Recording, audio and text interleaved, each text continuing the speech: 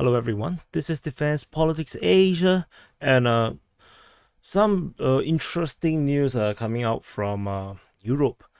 Basically, on last Friday, the European Union actually decided to end the import ban from Ukraine.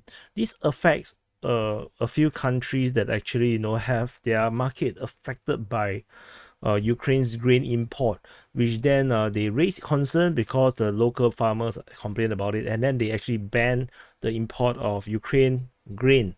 And this deadline, this banning have a limitation. There's a restriction period, and the period has ended, and EU wanted to end it.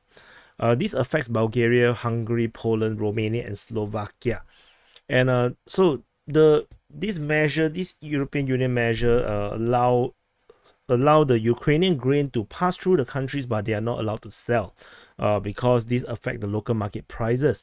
But European Commission say that they are going to end this ban because they claim the market distortion of the has disappeared. So it's time to remove it and distort the market again.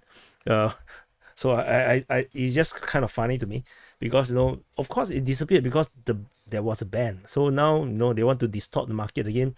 So of course immediately this raised protests from the affected country. Poland, Hungary, and Slovakia immediately defy. They say that they will not follow the EU's commands. They will have their own opinions about it. And this issue is very sensitive in Poland, particularly because there is an election coming soon next month, and the current party has a strong support with the farmers, so they want to keep that support. And so basically I think this is a prime minister, or he said that we are the first to do a lot for Ukraine, and that's why we expect them to understand our interests. And that sounds sensible. It makes sense to me. And of course we respect all their problems, but for us the interests of our farmers are the most important thing, and which also makes sense because you want to take care of your own country first. Clearly that you want to take care of your own people first, then you can take care of your friends, right? You always take care of your own family first. And it makes perfect sense, and I think that it should be understandable, that it shouldn't be any surprise, to be honest. But then surprise comes, because Ukraine basically complained to the WTO, the World Trade Organization. Ukraine say that no, you cannot. We are fraternal buddies. We stand together against Russian aggression, and so I'm going to complain about you in the World Trade Organization. And this complaint is actually made against Hungary, Poland, and Slovakia, because in terms of the reaction, I believe Poland, Hungary, and Slovakia are the one that were outright against. I think the Croatia, is it Croatia? The Bulgaria said that they were going to be importing. They would be like, okay. Romania didn't say anything. So, and yeah, so Ukraine basically complains to the WTO, and so this actually makes it very weird, because Poland is actually one of the fiercest supporter of Ukraine.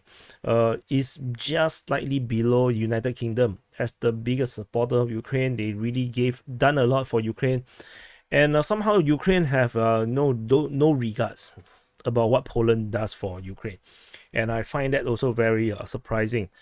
And the Prime Minister Denis Shmyhal, basically the Ukrainian Prime Minister, say that no. What did he say? What he say? No, he basically just made the complaint. He's the one that made the complaint, and yeah, the banning also were then joined by Croatia, but they so this is interesting that Croatia actually started is part of this game now. And yeah, of the 4 countries, 2 are going to have elections soon, so they need to deal with their own politics. And yeah, so Bulgaria said that they will be allowing, because they say that the ban has caused food prices to increase, and this then triggers protests from their own farmers, which is kind of a very weird kind of balancing act that Bulgaria need to deal with.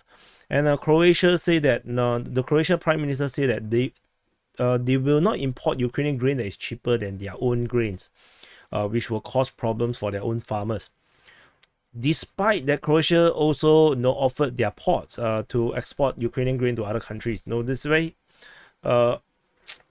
it's very hard to manage, And anyway, the Ukrainian Prime Minister blasted these unfriendly actions and announced investigation of possible discriminatory practices.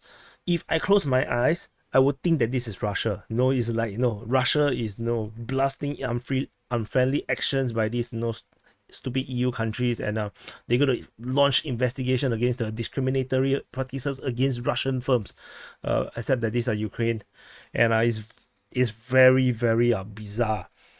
And because Ukraine has become so unfriendly, in a way, become such an asshole, Poland announces that they will halt arms support to Ukraine.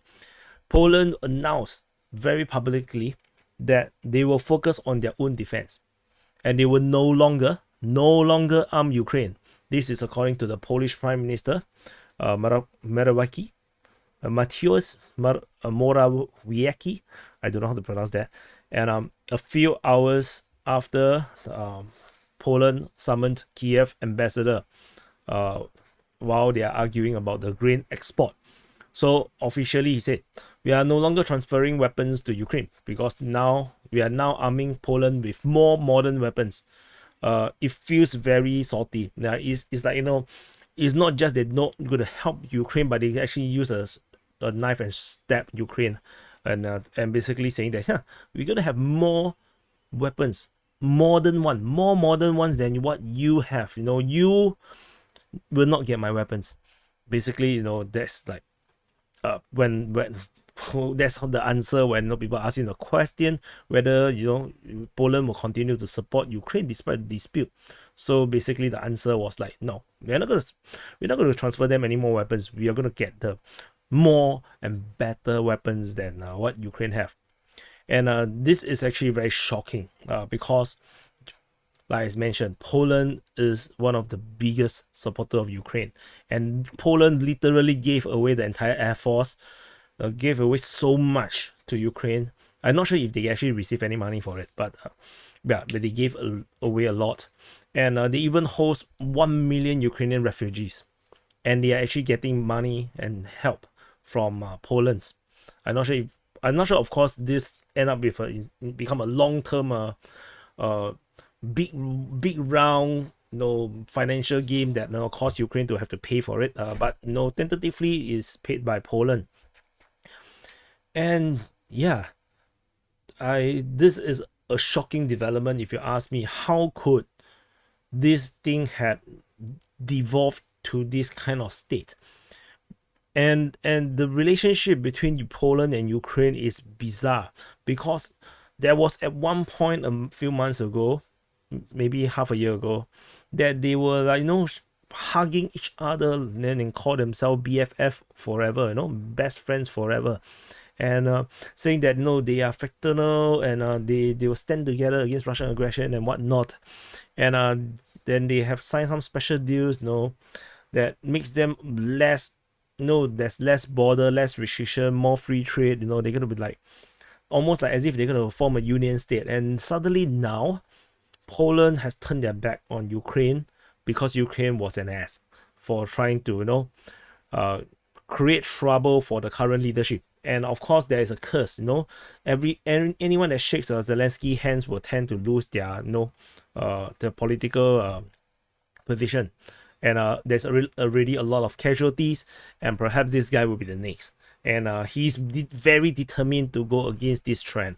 Anyway, this is just the quick news of the situation in Ukraine. And oh my god, this is one hell of a difficult to digest one. It just doesn't make sense to me.